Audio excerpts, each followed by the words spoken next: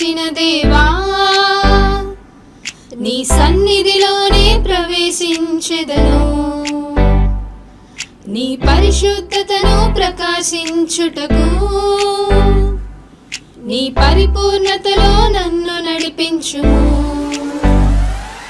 మహిమా నీకే, ఘనత నీకే, ప్రతిదినం నా ఆరాధన నీకే.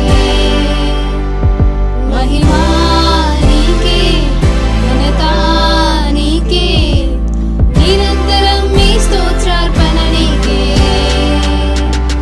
యేసయ్యా నీకే వందనం, యేసయ్యా నీకే వందనం, యేసయ్యా నీకే వందనం, యేసయ్యా నీకే వందనం.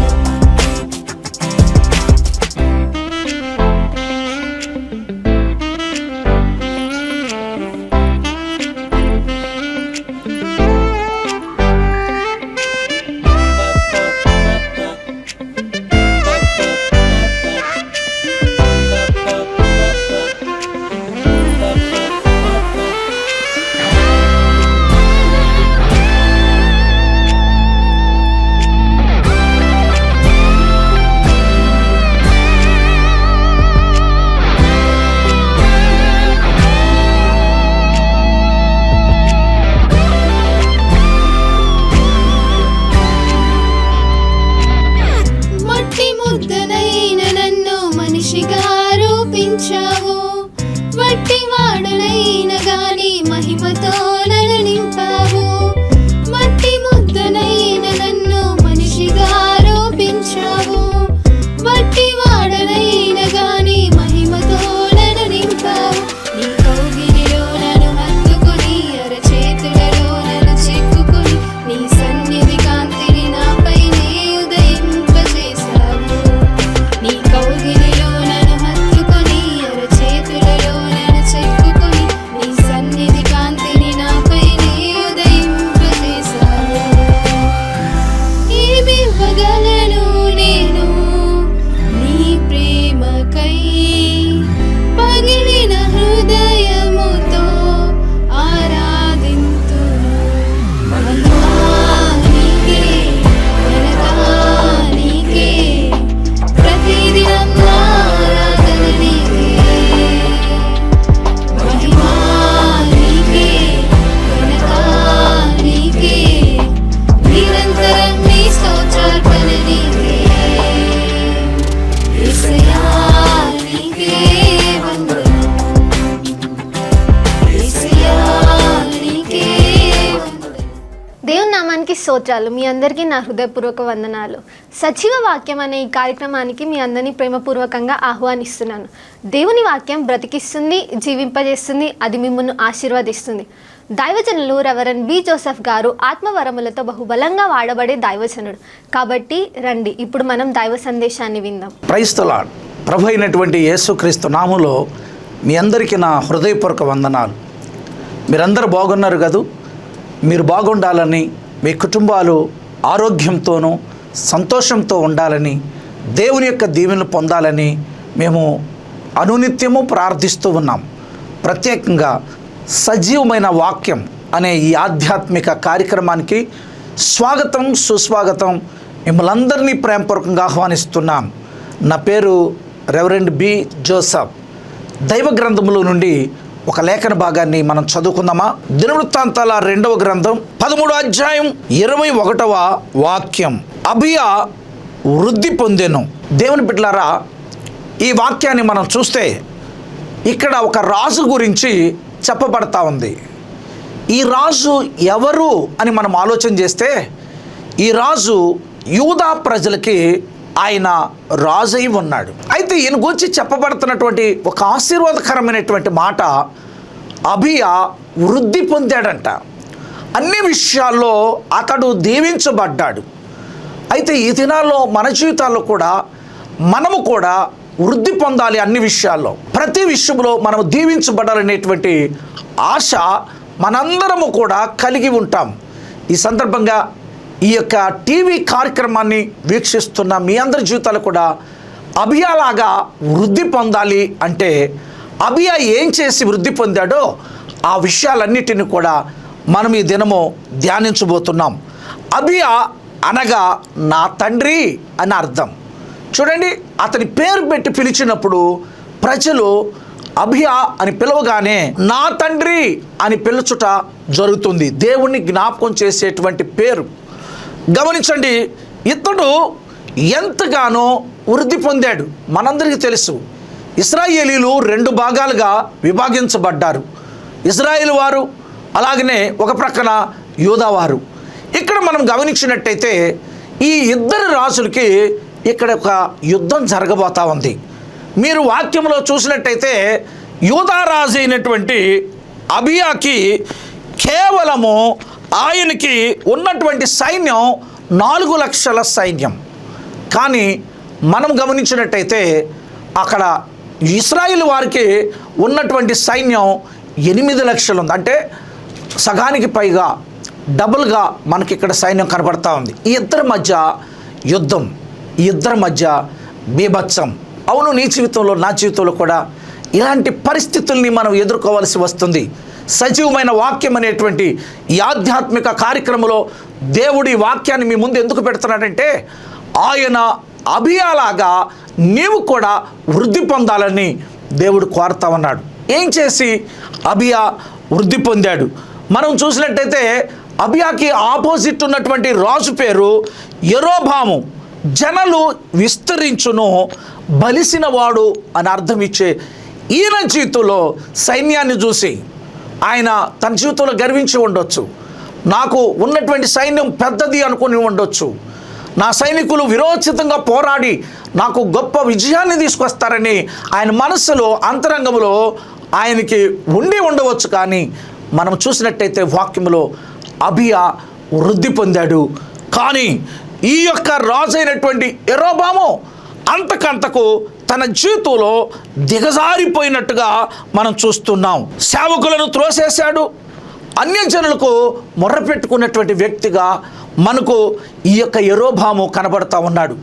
ఈ ఇరువురి మధ్య సంఘర్షణ ఎంతగానో జరిగింది. ఇరువురి మధ్య యుద్ధ భీతి, యుద్ధ భయము మన ముందు కనబడతా ఉంది. ఈ దినం ఎవరిది విజయం, ఎవరు జయం పొందారు? ప్రత్యేకంగా ఈ అబియా గురించి అతి తక్కువలో రాయబడినటువంటి చిన్న మాట అదేంటంటే అబియా వృద్ధి పొందాడు.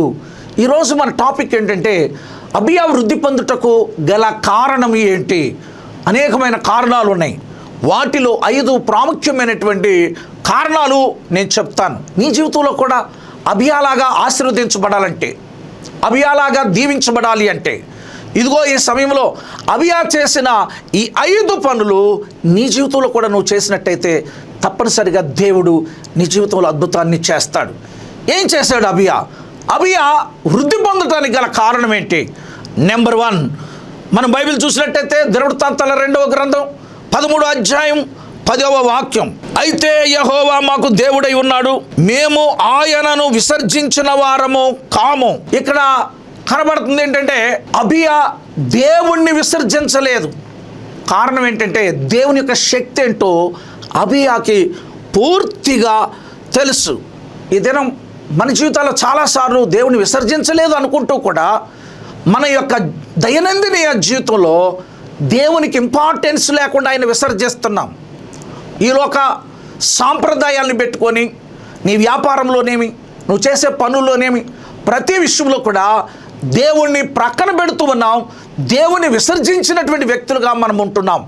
ఈయన చెప్పినటువంటి మాట, యెహోవాను మేము విసర్జించలేము. అవును, మన జీవితాల్లో దేవుణ్ణి ఎప్పుడైతే విసర్జించమో వెంటనే మన జీవితాల్లో ఆశీర్వాదాలు కూడా క్రమరించబడతాయి. ప్రియమైనటువంటి దేవుని బిడ్డలారా, అబియా వృద్ధి పొందటానికి గల కారణం అద్భుతమైనటువంటి ఈ సందేశంలో నీ జీవితంలో దేవుణ్ణి నువ్వు ఎప్పుడైతే విసర్జిస్తావో నీ జీవితంలో ఆశీర్వాదాన్ని కోల్పోతున్నావని అర్థం. అభివృద్ధిని నీ జీవితంలో నువ్వు నెట్టివేస్తున్నావని అర్థం. ఇదిగో ఈ సమయంలో దేవుడు మీ అందరితో కూడా మాట్లాడుతున్నాడు. యెహోషువ గ్రంథం 24వ అధ్యాయం 20వ వాక్యం, మీరు యెహోవాను విసర్జించి అన్య దేవతలను సేవించిన ఎడల ఆయన మీకు మేలు చేయువాడైనను మనస్సు త్రిప్పుకొని మీకు కీడు చేసి మిమ్మును క్షీణింప చేయుననగా. మీరు దేవుణ్ణి విసర్జిస్తే కీడు చేసి దేవుడు మిమ్మును క్షీణింపజేస్తాడు. అవును ప్రియులారా, దేవుణ్ణి విసర్జించి మన జీవితాల్లో ఏం సాధిస్తాం?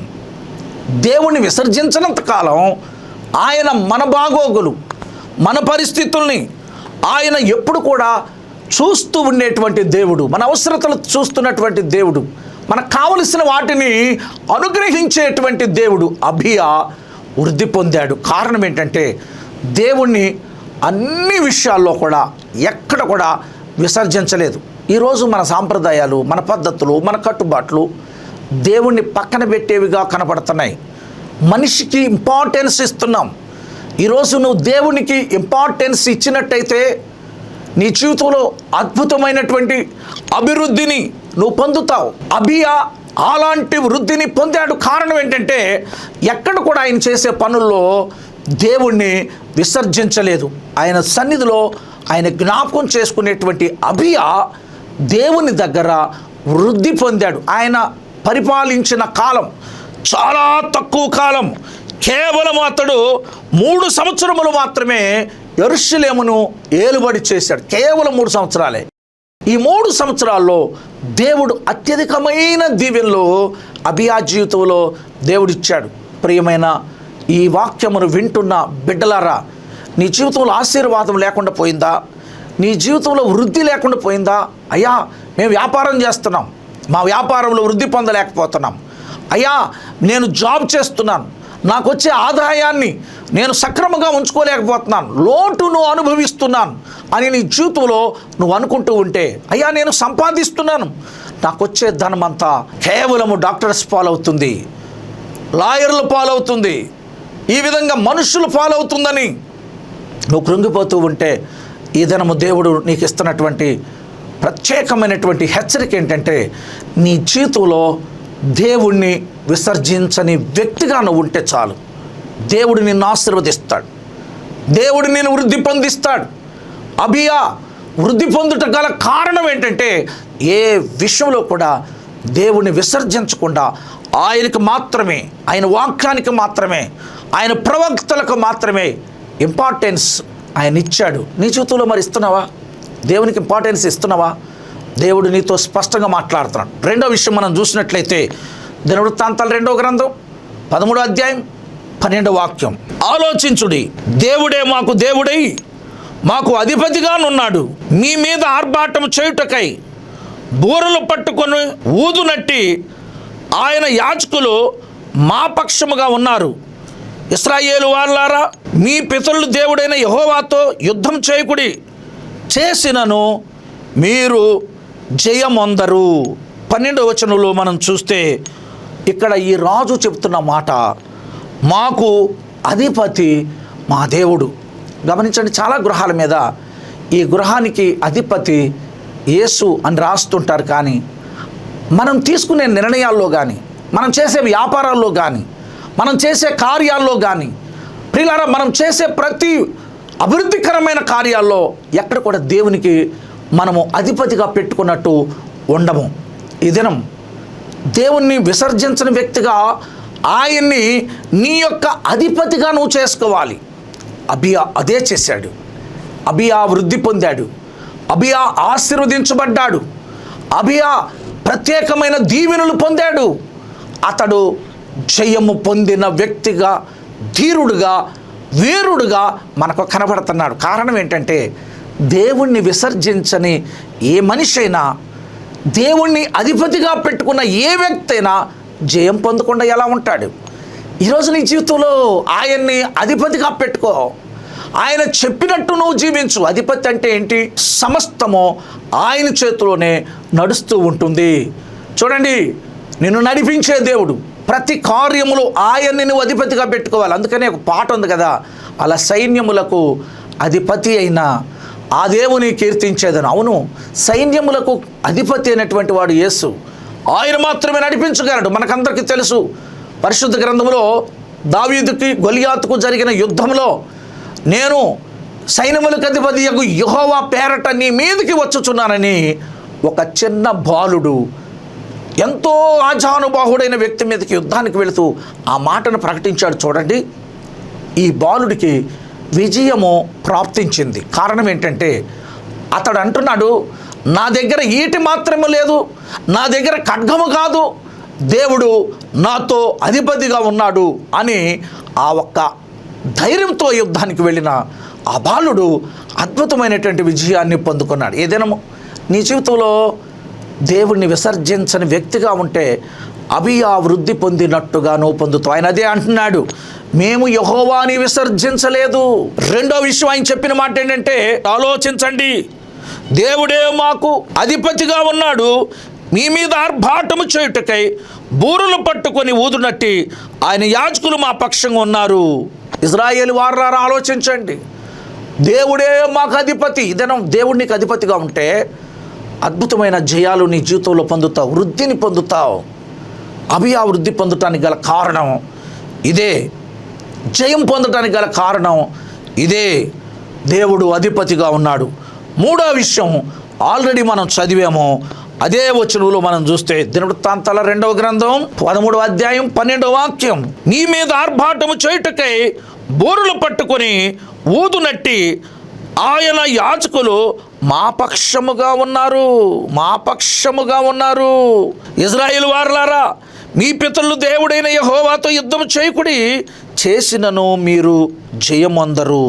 ఆయన యాజకులు మా పక్షంగా ఉన్నారు. నిజంగా దేవుని సేవకుడు మీ పక్షంగా ఉంటాం, మీకు అది దీవెన.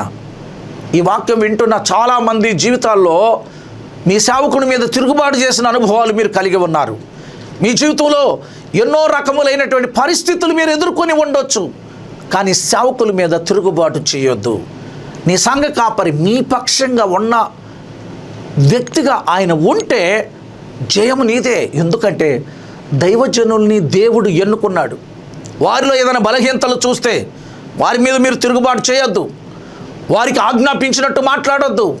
చూడండి, ఎందుకంటే వారిని ఆ పనికి పిలిచింది నువ్వు కాదు, మానవుడు అయిన నువ్వు కాదు, దేవుడే ఆయన్ని ఏర్పరచుకున్నాడు. చాలా సంఘాల్లో నేను చూస్తుంటాను, సేవకులకి జీతం ఇచ్చి పనివారులాగా చూస్తూ ఉన్న వ్యక్తులు లేకపోలేదు. కానీ ఈరోజు ఈ అబియా ఏమన్నాడు తెలుసా?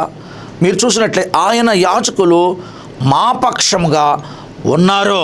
దినవృత్తాంతాల 2వ గ్రంథం 13వ అధ్యాయం 10వ వాక్యాన్ని మనం చూసినట్లయితే, అయితే యెహోవా మాకు దేవుడై ఉన్నాడు, మేము ఆయన్ను విసర్జించిన వారము కాము, అహరోను సంతతి వారు యెహోవాకు సేవ చేయు యాజకులై ఉన్నారు, లేవీయులు చేయవలసిన పనులు లేవీలే చేయుచున్నారు. సేవకుడు చేసే పని సేవకుడే చేయాలి. ఈరోజు నీ సేవకుడిని నువ్వు నెట్టివేస్తూ ముందుకెళ్తున్నావేం, నీ సేవకుడిని చేతి కింద పెట్టినట్టుగా మాట్లాడుతున్నావేం, అది నీకు దీవెన కాదు. అబియా అలా చేయలేదు.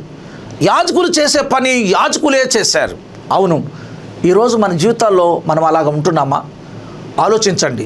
సంఘంలోకి వెళ్ళిన తర్వాత ఆ సంఘంలో పెద్దరికాలు కోరుకొని నీ జీవితంలో దేవుని ద్వారా రావలసినటువంటి దీవెనలన్నీ నువ్వు పోగొట్టుకుంటున్నావు. ఇదిగో దేవుడు నీతో మాట్లాడుతున్నాడు. ఈ దినము ప్రభువు నీతో మాట్లాడుతున్నాడు. జాగ్రత్త, దేవుని సేవకులు, దేవుని యాజకులు మీ పక్షంగా ఉంటే వారు మీ కొరకు ప్రార్థన చేస్తారు. తల్లి, సేవకుల మీద తిరుగుబాటు చేసి ఏం సాధిస్తావు? ఆలోచన చేయండి. తద్వారా అనారోగ్యాలు నీ జీవితంలోకి వస్తాయి, తద్వారా నీ కుటుంబంలో దీవెన పోతుంది. దైవజనుడిగా నేను మీకు తెలియపరుస్తున్నాను. గమనించండి, అబియా సేవకులు ఆయన పక్షంగా ఉండేటట్టు చేసుకున్నాడు.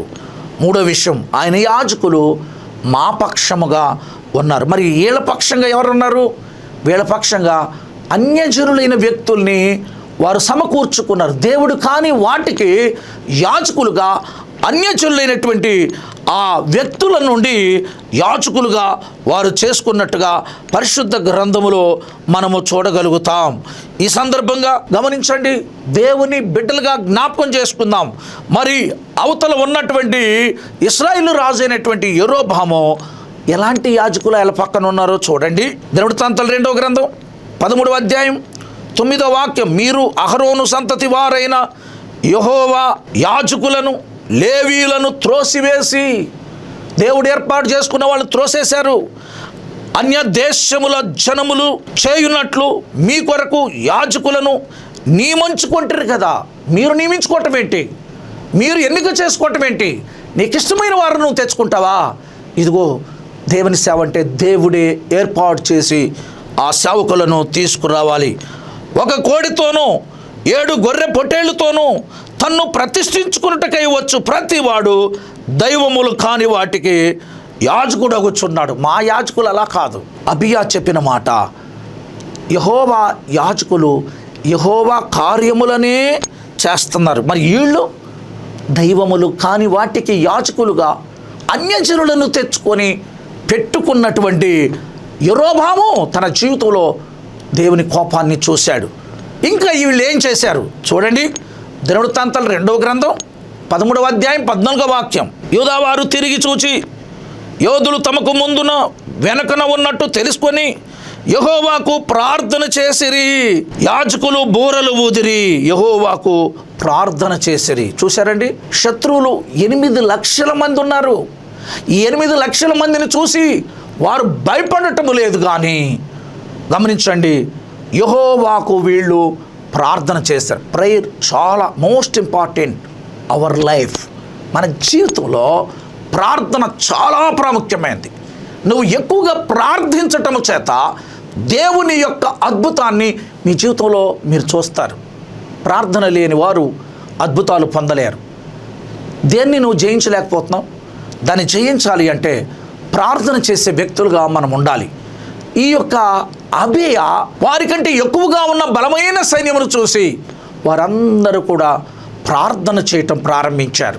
ఈ దినం ఒక తల్లి యొక్క మాటను మనం చూస్తే ఆమె ఏమంటుందంటే, నా తల్లి యొక్క కన్నీటి ప్రవాహంలో నేను కొట్టుకొని వచ్చి దేవుని సన్నిధిలో పడ్డాను అంటున్నాడు. అంటే కన్నీటి ప్రార్థన యొక్క శక్తి అలా ఉంటుంది. నీ జీవితంలో జరగనివి ఏమైనా ఉంటే నువ్వు కృంగిపోక దేవునికి విజ్ఞాపన చేయి. చూడండి, వీళ్ళు ప్రార్థన చేశారు. అబియా పెద్ద సైన్యం వస్తుందని ప్రార్థన చేశారు. దేవుడు ఏం చేశాడు చూడండి. దినవృత్తాంతాలు 2వ గ్రంథం 13వ అధ్యాయం 15వ వాక్యం. అప్పుడు యూదావారు ఆర్భటించిరి. యూదావారు ఆర్భటించినప్పుడు యెరోబాము ఇశ్రాయేలు వారందరూ అబియా ఎదుట యూదావారి ఎదుట నిలువలేకయుండునట్లు దేవుడు వారిని మొత్తినందున. గమనించండి, బలమైన సైన్యాన్ని దేవుడు మొత్తాడు. కారణం, అబియా తన ప్రజలు దేవునికి ప్రార్థన చేశారు. ఈ దినము నువ్వు కూడా ప్రార్థన చేస్తే దేవుడు నీ శత్రువులను మొత్తుతాడు. చూడండి, 13వ అధ్యాయం 16వ వాక్యం. ఇశ్రాయేలు వారు యూదావారి ఎదుట నుండి పారిపోయిరి, దేవుడు వారిని యూదావారి చేతికి అప్పగించినందున. శత్రువుని ఎవరైతే ప్రార్థన చేస్తున్నారో వారి చేతులకి దేవుడు అప్పగించాడు. అది ప్రార్థన యొక్క పవర్. నువ్వు ప్రార్థన చేస్తే నీ శత్రువుల కంటే నిన్ను దేవుడు ఎత్తుగా ఎత్తుతాడు. నీ పరిస్థితుల కంటే దేవుడు నిన్ను ఉన్నతమైన స్థితిలో నిలబెడతాడు. గమనించండి, కేవలము నువ్వు చేయాల్సింది యెహోవాకు ప్రార్థన చెయ్యాలి.